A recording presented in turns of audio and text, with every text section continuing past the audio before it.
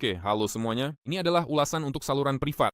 Sekarang jam 3:42 di Kiev, 26 Juni, Jumat, Bitcoin di 59.210, mulai dari bursa saham, indeks S dan P500.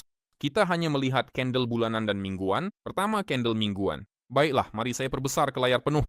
Saya hanya ingin menyoroti saja. Saya sebelumnya memperkirakan akan ada pembaruan level tertinggi di sini di sana. Apakah itu akan terjadi atau tidak? Itu soal lain. Lihat, di sini ada penumpukan sinyal ke bawah. Di sana juga pernah ada penumpukan sinyal ke bawah. Apa yang terjadi? Terjadi pembaruan level tertinggi, lalu turun jauh di bawah zona bahkan dari candle terendah. Dengan demikian, kita memperkirakan akan turun di bawah zona ini.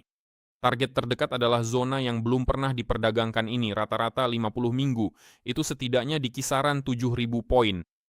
Juga perhatikan bahwa indikator overbought oversold mengarah ke bawah. Secara keseluruhan ini menunjukkan kelanjutan penurunan. Namun ini adalah candle mingguan. Sekarang kita akan melihat candle bulanan di pasar saham.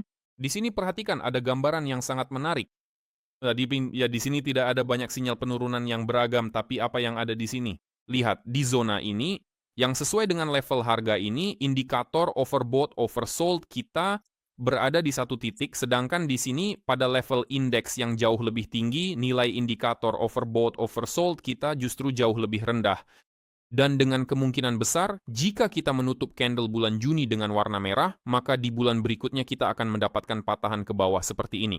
Patahan ke bawah ini akan menunjukkan bahwa harga naik tetapi indikator mengarah ke bawah. Ini adalah divergensi murni dalam skala bulanan dan target terdekatnya adalah di sini, zona abu-abu yang belum pernah diperdagangkan, yaitu di kisaran 7.000 poin dan secara potensial bisa mencapai 6.000 poin. Sangat jelas. Sekarang kita melihat situasi yang berbeda, kita melihat situasi pada Bitcoin yang perhatikan terus mengalami penurunan lebih lanjut. Jadi untuk Bitcoin kita tidak memiliki peluang untuk pertumbuhan global yang besar, paling maksimal hanya untuk pantulan lokal saja. Sekarang untuk Bitcoin kita mulai dari candle bulanan. Apa yang kita lihat? Kita melihat bahwa sebelumnya terjadi penurunan besar, 2 hingga 3 bulan koreksi hingga ke level sekitar 83 hingga 84 ribu dolar. Jadi jika kita melihatnya berdasarkan gelombang Elliott, meskipun saya bukan ahli di bidang itu, saya lebih ahli dalam metode analisis lain, maka area yang dimaksud adalah sekitar 35 hingga 33 ribu dolar. Namun bahkan tanpa Elliott, target teknikal terdekat kita, jika kita menembus level 58.740 adalah 47 ribu dolar. Dan target selanjutnya adalah zona penurunan berwarna merah muda ini, yaitu rata-rata 100 bulan berwarna merah, yaitu di level 35 ribu. Jadi ini adalah area sekitar 41.000, 35.000, mungkin sedikit di bawahnya. Ya, candle bulanan memang sudah oversold, tapi seperti yang sudah kita lihat, itu tidak melarang harga untuk turun lebih jauh lagi. Artinya, belum ada pembalikan indikator ini ke atas. Secara keseluruhan banyak hal yang mendukung penurunan. Sekarang kita lihat candle mingguan. Apa yang kita lihat pada candle mingguan?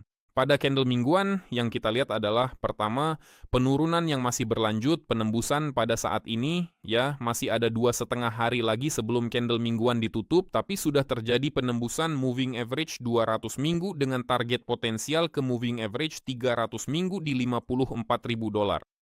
Indikator overbought oversold belum berada di area oversold, malah masih mengarah ke bawah.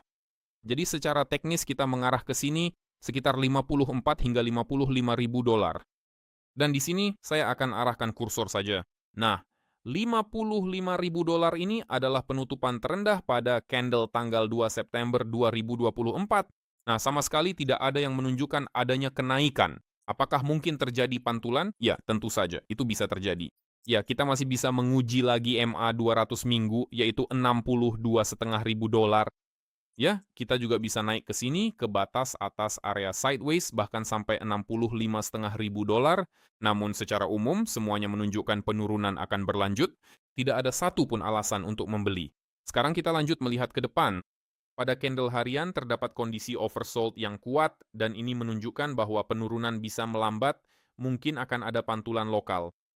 Ada kondisi oversold yang sangat kuat pada candle 12 jam, dan jika pada suatu saat kita juga melihat kondisi oversold yang kuat pada candle 4 jam, maka kita bisa mencoba mengambil posisi long saat terjadi bullish engulfing pada candle 4 jam atau 1 jam, tentu saja dengan stop loss, tetapi hanya ketika kita melihat setidaknya ada pembalikan dari area oversold pada indikator ini, ya dari bawah ke atas.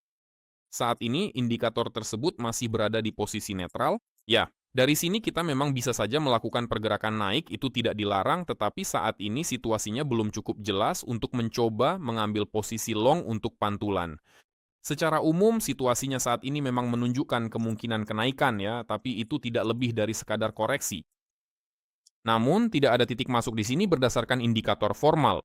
Kita tidak memiliki satupun bullish engulfing baik di time frame 4 jam, meskipun omong-omong di time frame 1 jam memang ada pola engulfing seperti itu, tetapi itu terjadi dalam kondisi pasar yang sideways.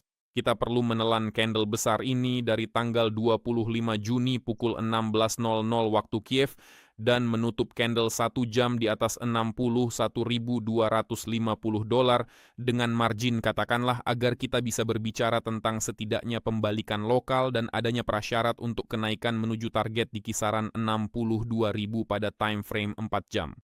Untuk saat ini, secara global saya cenderung pada kelanjutan penurunan besar ke kisaran 55 hingga 54 ribu dan secara potensial ke kisaran 42 bahkan 33 ribu. Namun secara lokal, kondisi oversold yang besar pada time frame 12 jam dan harian menunjukkan bahwa, ya, melakukan short dari sini tidaklah tepat. Artinya ada risiko besar terkena pantulan yang cukup dalam. Lalu kemana pantulan itu bisa terjadi? Ya, pantulannya bisa saja ke arah yang sama. Kita sebelumnya punya batas bawah area sideways di kisaran $63.000 dan tidak bisa dikesampingkan bahwa Bitcoin bisa memantul ke sana misalnya atau ke moving average 50 periode di time frame 12 jam. Ya, tetap di $63.000 itu. 63.500 tapi rata-ratanya sedang menurun. Selesai. Sampai di sini ulasannya berakhir. Arah umum sudah kalian dengar dan pahami. Kita terus memantau grafiknya.